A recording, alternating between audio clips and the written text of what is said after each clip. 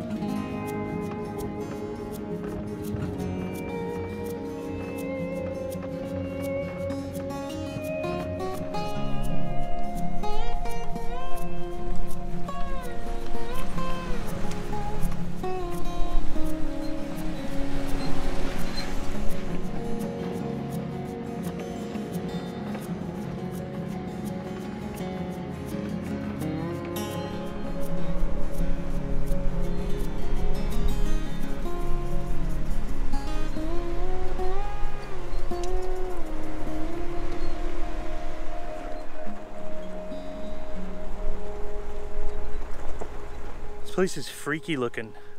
It's almost like the trees look like Halloween trees. You know when you ever see wallpapers or anything like that when they're like all gnarly and everything? Well, these are all gnarly and they're all burnt because there was like forest fires or brush fires, I don't know what. Fires! Fire! Fire goes through this and it just makes it look crazy. I'm gonna reference a video game, and maybe you played it, maybe you don't play video games. But there's a game called 7 Days to Die. It's like an apocalypse with zombies, and there's an area, I think it's called the Derelict area, and it looks like this. Short of having flaming zombies walking around here, this is what it looked like actually. It looked all crazy, burnt, crisp, and rocky, and just gnarly. Just such a strange foreign land. This is what I like. This is why I like, and why a lot of people like traveling. It's just different. It's just crazy looking. It's also very, very hot right now.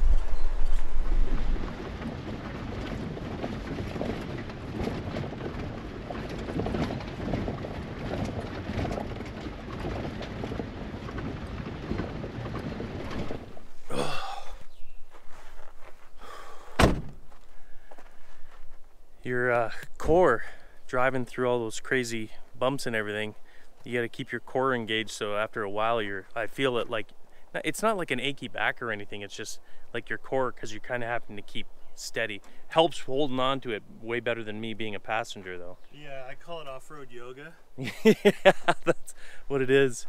It's nice to come across these patches. So we're having a lunch break.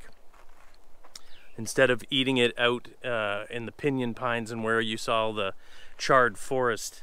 So you get a little bit of shade here and little breeze. Yeah, it's weird to see all that charred desert, and then you just come up a little bit in elevation and then boom, there's green there, and there's like the creek beds are dry, but you can still, when you're going by them, you can still see like moisture, like a lot of like thick grasses or something like that. So there's definitely moisture there, but you know, it's summertime. But definitely nicer up here. It's still in the 90s though. It was like, I think it was 92 or 93 at 9 o'clock.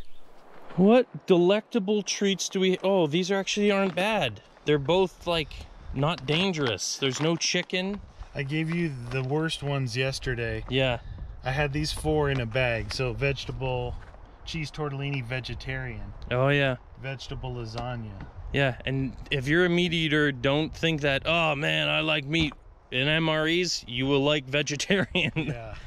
They're just safer and it's the safest way. Yeah, and they don't taste bad. They, you know, usually got some spice in them. So we're just having a little lunch break. I'm so glad that does not say chicken.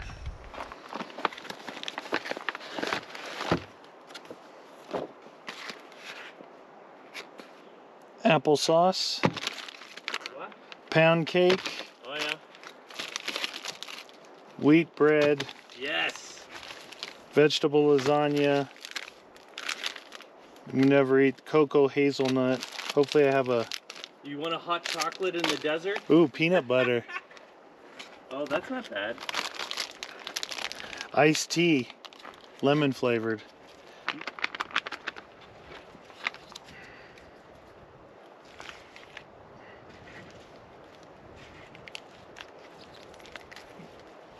Okay.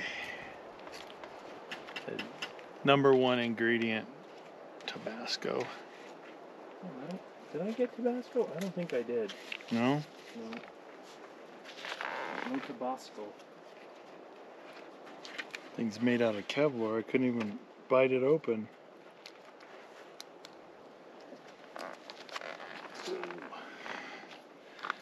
Mix that in. Oh, I can smell the Tabasco. Very, very good to me. Yeah, I won't be finishing the apple pieces. Are they not good? Well, they're not great. I mean, they do the job, but... The one I had yesterday or 2 days ago, tasted like the inside of an apple pie. Yeah. Not yours? Oh no, it probably does taste like it. Maybe I Ooh! have too much of a fancy I think so. palate. Tabasco. Hot. Mmm. So mine came with an iced tea mix.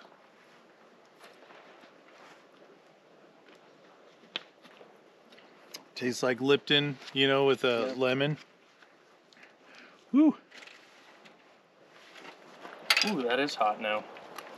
Well, hot in one particular section. Hot and cold, hot and cold. I think all I'm doing is squishing the tortellini though. Mm-hmm. I'm just gonna ruin it. If you can ruin an MRE. Mm. Oh man, it doesn't taste so good. Again, like we always say, it looks like Chef Boyardee kind of crap. You know? Mm-hmm. Chef Boyardee. Thick. Yeah, real thick. Cheese. Ah, I enjoy that more than those apple pieces. The apple pieces roughed me up a little bit. Really? Yeah. I'm gonna eat my applesauce. Well, you do it. Knock yourself out.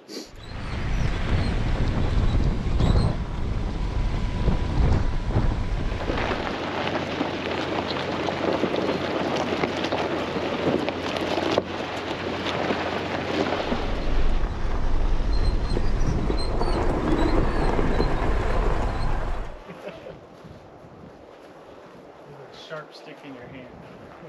No way.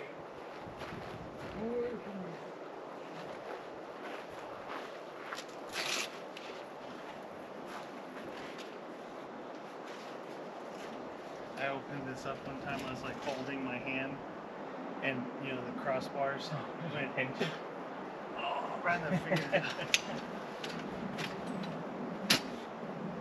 Look, he's like, Papa and this little boy. All right, so we made it to camp on this little overnighter trip. Look around. We got mountains on both sides, high hills. Yeah, so there's a mountain up there. And this is one giant mountain here. A creek running right here. A breakfast burrito in a tent for later. A completely dry creek. Look at my forehead. Looks like a 5-head. It's so big with the sun shining on it. Here, let me get in the shade. It's so hot though. It's so hot. So we got the awning up on the Land Cruiser, and we were just talking about this. There was a bunch of points why I wanted this particular one. But for any awning, doesn't matter what brand it is. If it's an awning that you can deploy quickly and put away quickly, you're going to use it more. Like for maybe you stop for lunch, right? And you're like, oh, you know, we'll be here for 45 minutes. Let pop out the awning. But if it's a pain, you're like, nah, let's just eat and go. And you gotta watch the breeze. Yeah. And if it picks up, you're like, oh, we gotta tie it down. There's some gusts, breezy gusts coming through. This thing's not even moving. No. It's designed for that. But if it does get out of hand, I can quickly just close it up. Where this one is not, it's not terrible, but it's a little more complicated because there is a pole that pulls out this way. Now what it does is it gives you more shade on the side of the car, but that extra bit of time, it just makes it a little bit more of a pain. Plus you have to deploy legs on this one. This is an older version. I'm sure Easyon makes a newer version that's legless. Legless. I'm legless. I'm Bob. We're just getting set up. So we got everything back in here. My bed, which, you know, I guess I could do a touch of an update from my first experience with the bed. Yeah, see how this works out, because you're going to reverse out. So my first experience with the sleeping inside here, which was 2 days ago, we did an overnighter. It was pretty level, side to side, forward to back. This time I've got it kind of nose down a little bit, and I slept with my head forward. This time I'm going to sleep with my head at the back. It doesn't really matter with the ventilation because I've got the window. This window can open, or this one, either one. But what I found was when I moved the driver's seat forward, I didn't even have to move it, honestly. But when I did move it to gain extra room, there was this gaping hole there. My pillow kept wanting to kind of fall down in there. But the two biggest problems was, one, I didn't have enough windows open for ventilation. You overheated. And I was like, I felt like a bit of a microwave even though it was nighttime. And so I had this window fully opened, and this window and that window cracked down about this far, and then it was fine. And then it was chilly in the morning. You know, it was, all I'm using is a jungle blanket, you know, like a poncho liner. I just got this thin jungle blanket. That's all I'm using. So I do have a sleeping bag, but it's not necessary. But the main thing I'm pretty sure is the issue is the width. I thought the width would be fine. I mean, I did have my gun and a tripod laying between me and the milk crates. And I kept hitting my head on the suppressor, and the red dot got me in the chest. But I guess super safe. I guess I don't just roll like a burrito. I kind of spread out like a, like a tostada. Why is everything a food reference? Yeah. I'm like a tostada, like a starfish. So other than that, it was, being inside.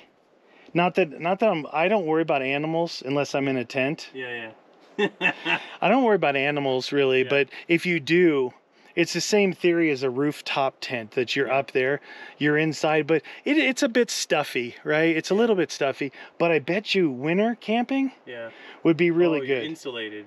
Well, the car won't insulate you, right? But I'm saying from the breeze and the cold. But the breeze, the cold, all that, and then you can have the windows cracked for ventilation so you don't condensate. But I think winter camping would be really good. I don't know. Still, that's my evaluation of it so far. So some clouds have come by to block the sun, so it's finally, it feels cooler. It does. I don't know if that's a mental thing. That thing I got one of these. Water. You guys know what these are. You put like water in them, and then as the air blows through it, it works. It's not one of those ones I thought that you snap and it gets cold. Yeah, this one you just, what that is. I actually haven't put water on it in a while, but it really helps. And this tail touches that back of your neck where you're always splashing water. Yeah. It really does help. So. And it makes you look really cool. I think so. That's the ultimate goal, is the cool factor. I poured water on me, and this was basically soaked, and this is almost all dry already because it's like in the 90s, so it's just like whoosh, and it was cool, just pouring water on, but man, it's hot. You guys see that the chairs are very fitting, right? The big chair, and like the fat guy in the big chair. You're chair at the kids' table. Yeah. I like cookies. You're at the kids' table. Oh, look at that. That's technology. That is really neat. My chair's making some noise. Yeah, it's for the big boy. Yeah. So what do you think? How do you like driving? I think it's fun. I like it. I mean, with you in the lead vehicle, and me get to drive the very first time a real off-road vehicle. Yeah. Like, it's not just four-wheel drive. You know, I've been on rough roads up north, but not as rough as these. Like, these literally, if we don't have vehicles like this, you're not driving on them. Like, they're like, you have to articulate and going over boulders. But it's not just that, it's fun. Yeah. It's way more fun. It's way more fun for me to drive than be in the passenger seat. Yeah, like, I had a blast. Don't get me wrong, I love being in the passenger. I was just out and about. Yeah. Like, I like traveling. So for me, it was always an adventure regardless. Yeah. But now that you need a shower apparently. Boop. Now that I'm also driving, it's like, oh, I get to, you know, find the path and everything like that, and watch where you're going, and you know, I don't know, it's way more fun now. Yeah, it's cool. Sure. So I think that I think it's a success, right, to do the two vehicle thing. For sure. And you know, most people, they would be like their buddy in town, they both go out and they have their own vehicles, and that was the theory behind this too. You travel so far and you've got all your stuff that you keep here. The only thing we didn't have was a second vehicle, and now we do. And there's no way I'm driving from up in London, Ontario down to Arizona. That's no, because it would take all the time that we spend out here just to get here and back. So it's working out good, but it's good to be back out here. It's relaxing. It is interesting that you chose the middle of the summer. It was the soonest that I could actually do it. I knew it was going to be hot, but you know. Hey, I live here. I know what I'm like, all right, if you want to do it. Yeah. I much prefer the winter. But I just don't like traveling in the winter, and I know you're like, wee, snow. I'm like, I only have snow all the time. Screw snow. But when you get to do donuts in the snow. Yeah, well, that's short-lived for me. When you're not on purpose doing donuts in the snow. That's not fun. All right, well, it's about 3 o'clock. It is time for Chef Niels to start the menu for today. Now, this was actually my idea, even though I had no idea what it was. I've had it once. I've made it once. I've had it a few times. But... So I'll let him explain to you what it was. I heard the name, and I'm like, what is that? He told me, I'm like, I saw a picture, I want that. Yeah. And of all things, though, it's like a super rich, heavy kind of meal. What could be better when it's super sweltering hot out? I'm like, maybe not the best planning, but whatever. We're having osso buco. No, normally you use veal shanks, which is just the upper part of you can see the bone running through it. And I believe, I'm gonna get this wrong, but osso buco means hole in the middle, or whole bone, or hole in something like that. Something to do with a hole. There's a hole, but normally it's veal shanks. These are beef shanks, which is just give a beefier flavor, that's all. I like beef. It's the upper part of the leg, and it's sliced across, so it's a tough meat, and it has to be braised. So we're gonna be making this, you know, there's all sorts of different recipes. You can't go wrong really with it. It's just, you gotta slow braise it. It takes about anywhere from 2.5 hours, sometimes 4 hours, depending on how big they are. An Italian cow? Grumbles, the Lord, like, that sounds delicious, save some. We got some thunder coming in. So the cow in the picture looked like he worked out. He was jacked. That cow looked like massively muscular. Look at that in there. What's that in there? That's just the connective tissue, but this is the bone itself. So all the marrow, when it's braising, all the marrow, the richness of the marrow gets into the sauce, so it ends up making this amazing, deep, rich sauce. But so I'm just gonna season it with some salt and pepper, and I have kosher salt here. It's coarse. We're just gonna salt that, then we're gonna dust it with some flour, which you then sear in the pot.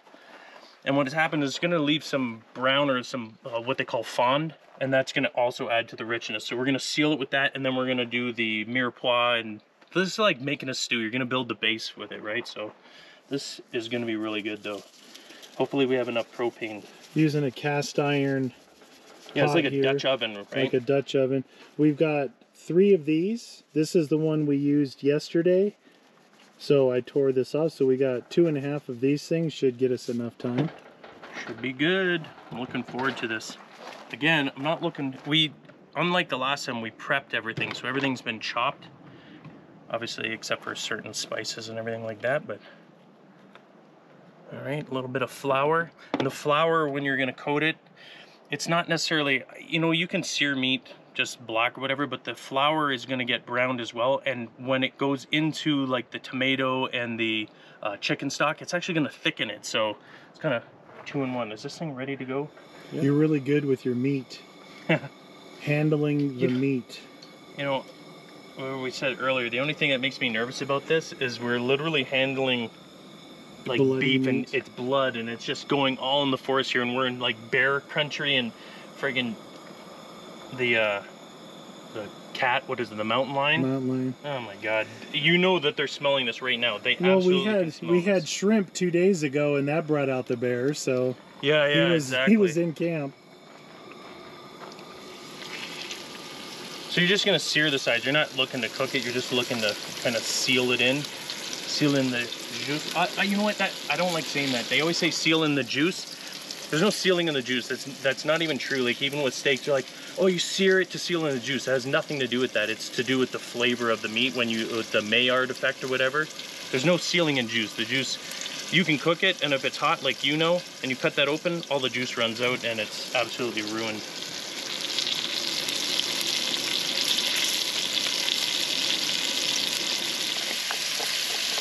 Mirepoix time. Stew base, all this. Medium onion, 2 stalks of celery, 2 carrots, finely diced. Delicious. And look, it's gonna get all that fond. I'm very fond of it. I'm fond of this. Yeah, I know, they're so big. That's a lot of meat. Looks like my piece. Hey, you can have that. I wanted to see you eat some of that bone marrow too. You could try it. Hey, maybe you'll like it, I don't know. Texture's a big thing with meat. If it's gelatinous, then you may not like it. Not for me. So where are we at with this sauce? We are basically just, I like to simmer the tomatoes down a little bit just so it kind of breaks them down, although they're gonna be in there for 2 hours, but we're basically almost ready for the meat to go in. I'm just gonna add a little bit of chicken stock, which I use unsalted, not because I'm against salt, but because I like to control the salt. So these also have salt all over them. So when you put it in, you don't want it over salty. Like if you're using salted this and then salting that and then salted whatever, you can end up having it like way too salty and then it ruins it. You guys could just smell this right now. The garlic, I also put oregano and some basil in it. Then we've got some rosemary and fresh thyme that we're gonna put in it. It's gonna be delicious. What time is it? What time is it? Thyme, as you said. Thyme. What thyme is it? I wanted to do the 2 hours later. So we've been simmering. Simmering for 2 hours, yeah, but listen very closely to the awning. Well, I'm sure they can hear that. So my prayers have been answered. It's raining a little bit, not much. But the good thing is the whole sky has turned dark, right? Yeah. Yeah, it's much cooler. It's actually really comfortable right now. Do you feel how cold the rain is? Yeah, it's refreshing. It was so hot earlier.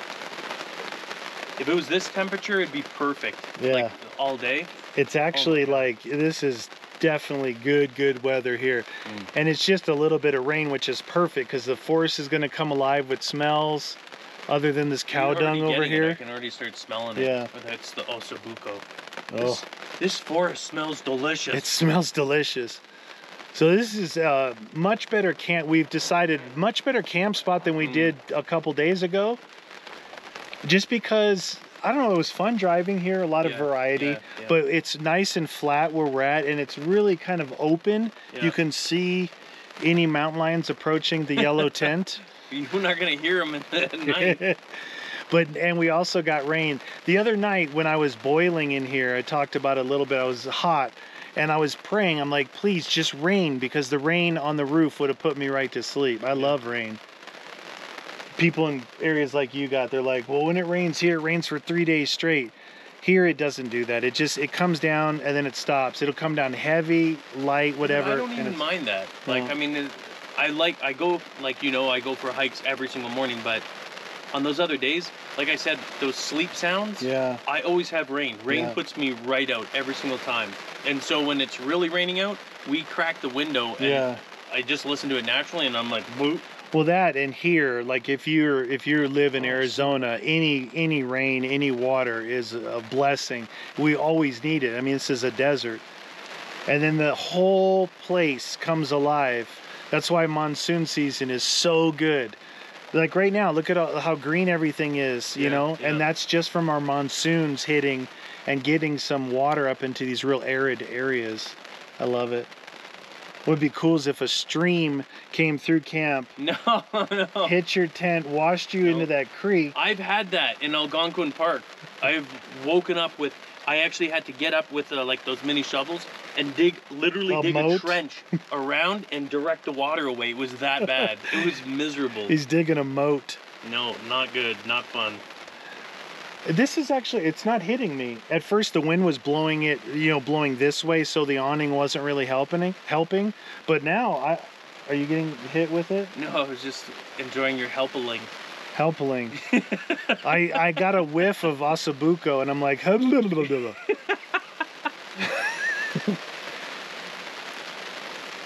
it's so much nicer. dude, I'm telling you guys, if you guys do this kind of stuff and you don't have an awning, yeah, this thing is amazing. It's amazing, right? Yeah. Like for sure, if I ever go camping, because Pam is pushing me, like she wants, you know, I told you she wants a trailer and everything.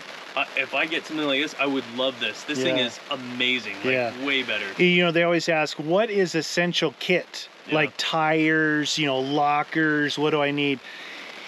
Forget rooftop tent. That's down the line. You need to be committed to doing this before you go and spend that kind of money.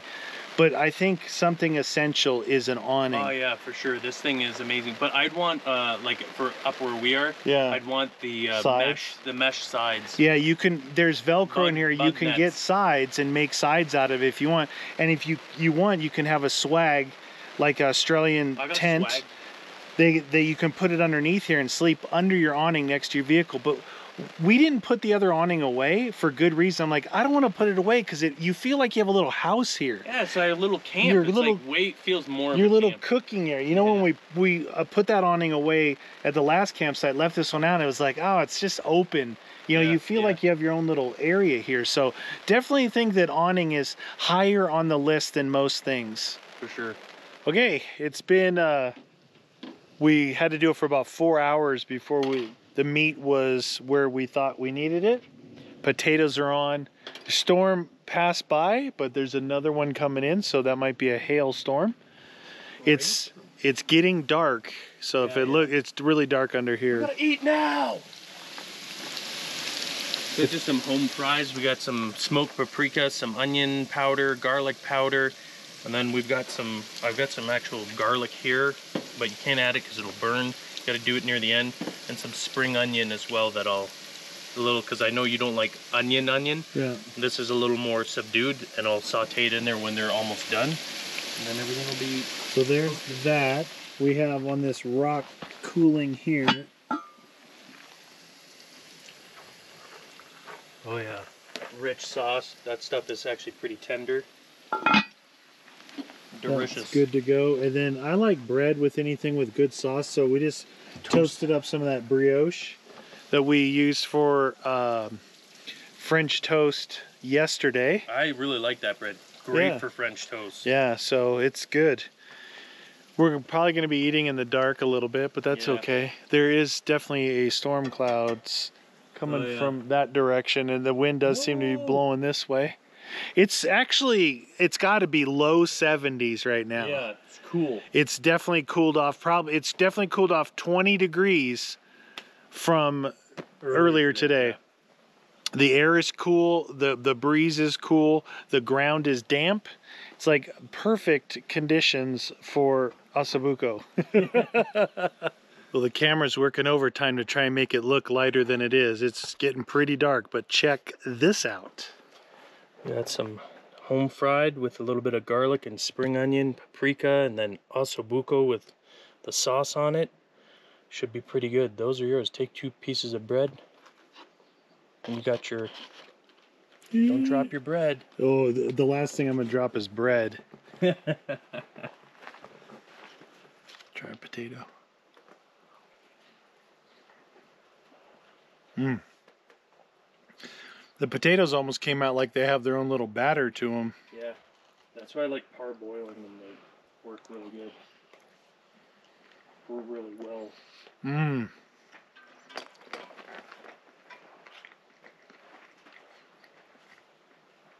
That's really good.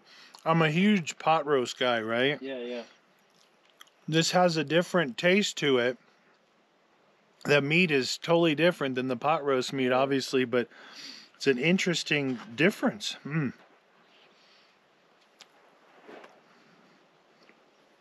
I think the large piece though was very grizzly and like not like the. It was a different bone. It was like a real wide bone at the bottom. I think he had a problem selling it. It was his last one. Mm. That's really good. You see how that just cuts with the dull edge of this spork? Spork. Mmm.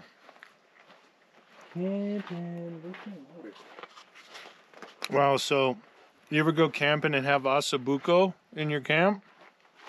The potatoes are still pretty hot. Meat's fine. Oh yeah. Oh yeah, it's tender, eh? Right? Yeah. It's different though. Like I'm picturing pot roast, but this meat, because it's such a different cut, is totally different, right? But in theory, it's kind of the same thing. You know, you're simmering pot roast like 4 to 6 hours, just like this. Yeah, you know? yeah. Same idea. And this is the leg, right? So it's Right. it's a working muscle, obviously the legs. So it's a very tough muscle. You see that? Veal has a less of a beefy flavor. This is beef shank instead of veal shank, but you know, we had what we had, right? I guess I'd like to try both because it's a lot in that same family of roasts that I really like. So try the bread, dude, just by itself. It's amazing how good this bread does just eating it like that. Oh, it's still right? moist. It's moist inside. It's kind of sweet almost, like a little bit of sweetness. I think that's what added to that French toast. Well, it's dark. How was dinner? Can you even see me? Yeah, a little bit. Barely. I'm like, oh, I'm here. It was good, but it was like really rich. And the one beef shank would have done us both because the meat is so rich. Yeah. If we tried to eat all of that, we would be like, oh, it would just be way too much. And the one that we had, it was like there was way too big of a bone and too much crap in there. One good shank and one bad shank. So I think in the future, if we're gonna ever do that again, is get a smaller bone. And then the potatoes were fine. You know, they had some good flavor and a little bit of garlic. They weren't too much, not too salty. Yeah, I'm definitely full after one plate. Oh yeah, yeah. You don't want to be eating lots of that. And the bread was perfect. Yeah, the bread was nice. It was definitely a better meal than I'm accustomed to when I camp as well. For sure. You know, but it was good. Yeah, it just took a long time. Yeah, a long time. About over 4 hours. For sure, to get it right tender. And then there was the big. I was just disappointed in that one. And it was expensive to get that beef too. It was like an Italian cow. Yeah, you know, exactly. And I was like, man, there's just so much like tendons and stuff, and there was extra bones. Right. I'd never had that in ossobuco before. I think he had the last one, and maybe no one bought it. Yeah. I don't know, but it was still tasty though. Still pretty good. It's true.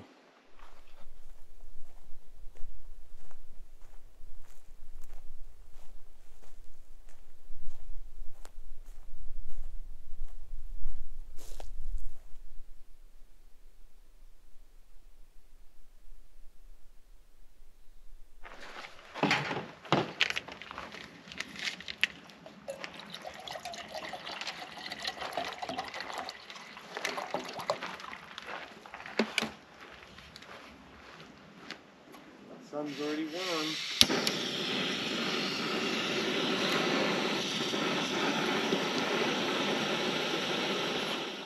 Good morning. So, had coffee, had tea ready. Was sitting at the back of the truck now because the awning is casting the shade back here. So, interesting night. I slept better. Neil slept worse. Yep. And he got too cold. I actually got pretty cold. I wouldn't say I slept great, but I actually slept a little bit. So I slept with my head at the back this time. It gave me a little bit more shoulder room because the milk crates up front are a lot narrower area than with the cooler in the back. But I got up about 12:45, and the moon was in full effect. So we came out and we were taking pictures of the moon. We got some incredible pictures. It was so bright, I even took a picture of the ground of our shadows being cast on the ground like it was from the sun. It was pretty wild. My phone did some pretty cool pictures. It showed the lens flare and everything.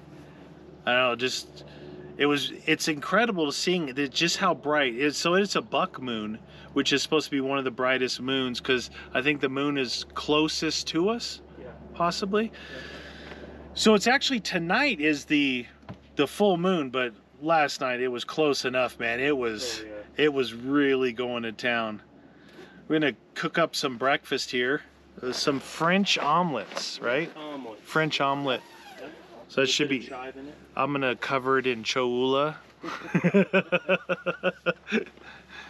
But it's a nice morning, but it's one of those mornings you can tell it's gonna be a nice hot day. All right, I've been sitting here lounging while someone's standing out in the sun doing stuff. Let's see what are you working on? Toast first, you think? Yeah. Just get it done. So this is the preparation of French omelet with a little bit of chive in it. And you're actually using one of my pans that I carry with me. Yeah, because it's perfect size for a French omelet. So if you're wondering what the difference between a French omelet and a Western omelet is, French omelet is usually, if you ever watch any cooking shows and you see Gordon Ramsay and he's like, you know, their eggs are very sort of creamy and runny. A French omelet is like that. It's folded over like a burrito, and it's supposed to be creamy inside. Now I'm gonna cook it a little bit for Chris just because he's used to Western omelets, and if you don't like that snotty kind of raw, well, maybe once around the room under the armpit. Yeah, so I can alter it, but there should be no brown on it. The outside of the omelet should have no brown, which I don't know if I'm gonna be able to do because this thing, cooking on this and out here, outdoors, way different. Nothing has gone to plan so far in everything that we've made. Nothing. The one winner so far in every meal has been the brioche bread. Yeah, nice and sweet. So this is camp now. So you got the tent. Left my awning out all night, no worries. We put this one away before we went to bed just in case something popped off. Even though I did have it tied down to this boulder and these boulders over here.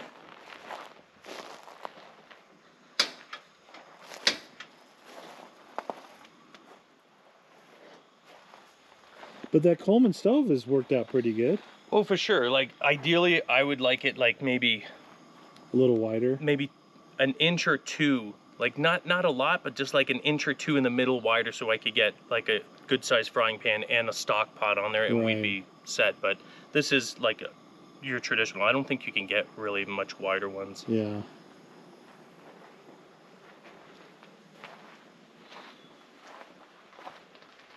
It's my bed. 3 pillows. That under there. Worked out good. All right, so breakfast has been served. Here's what it looks like. An overcooked French omelet. I cook for who I'm serving. Yeah, so I mean, I don't like eggs that are on the light side like that, so he just cooked it my way, which is good. And since he did that, it allows me to put on some Cholula. Oh, yeah. I mean, who doesn't like Cholula? Cholula. Trying to do the Cholula ball with one hand is not good. Oh, that's pretty.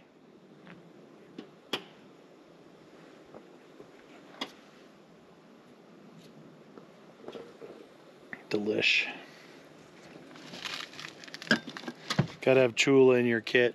So I get to eat while he continues to cook, which is C'est la vie. Not used to that myself, but you're used to that because you cook for everyone at home. At home.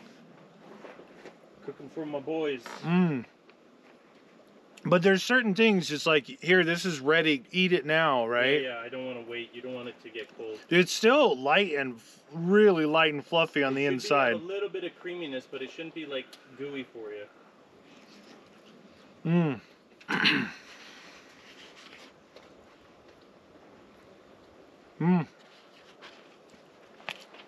That's really good.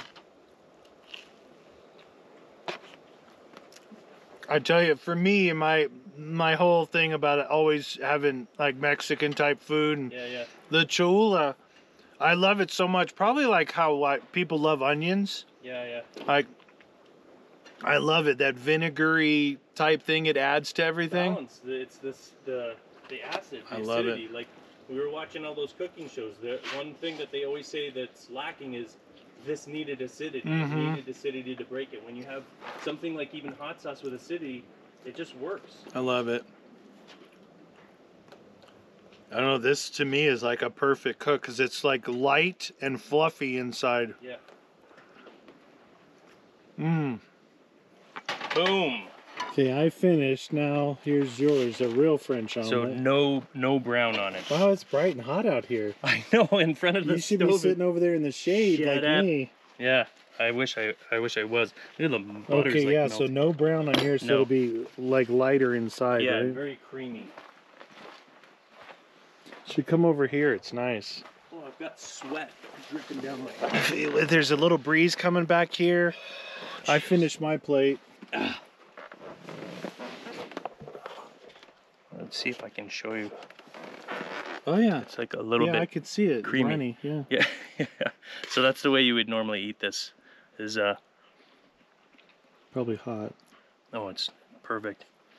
So And some that Cholula. you wouldn't enjoy that juiciness there.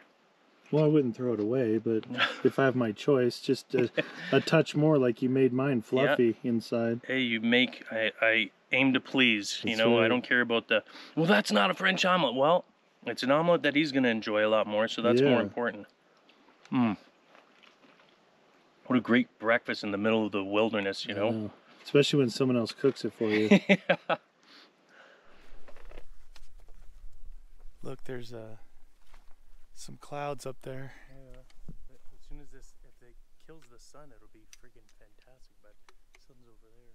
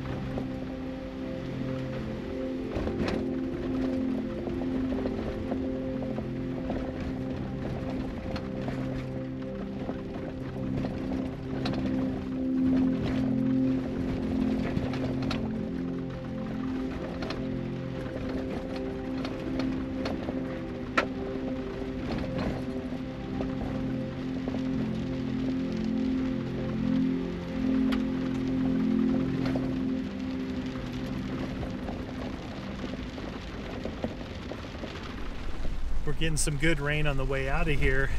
It's coming down pretty good. Just perfect timing because we're on like this 20-mile gravel road. Well, it's not gravel, it's dirt road, and it's really dusty. But right now,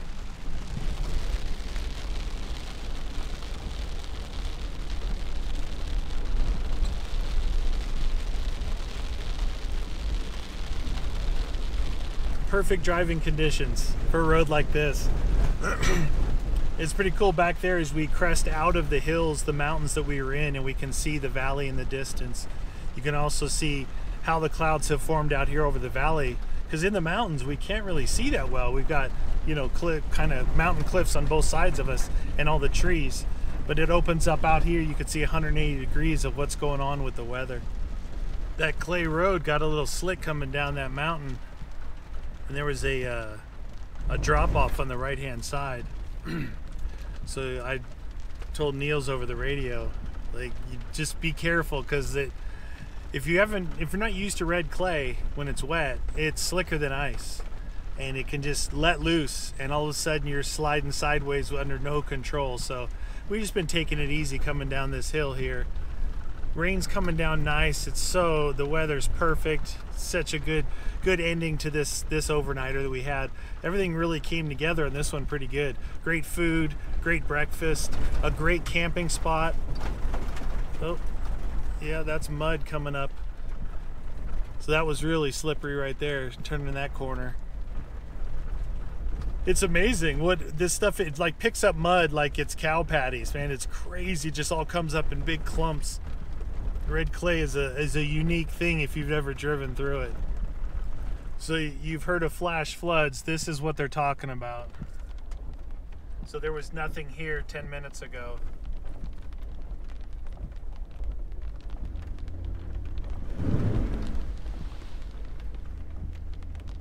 Let's see what Niels does back there.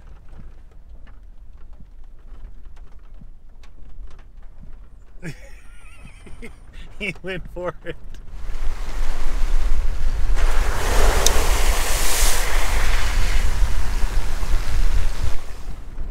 Looks like at the end of the 10 days, I'm going to be washing a lot of stuff. All our food stuff, all the vehicles. It's like you need an extra week's vacation just to clean everything.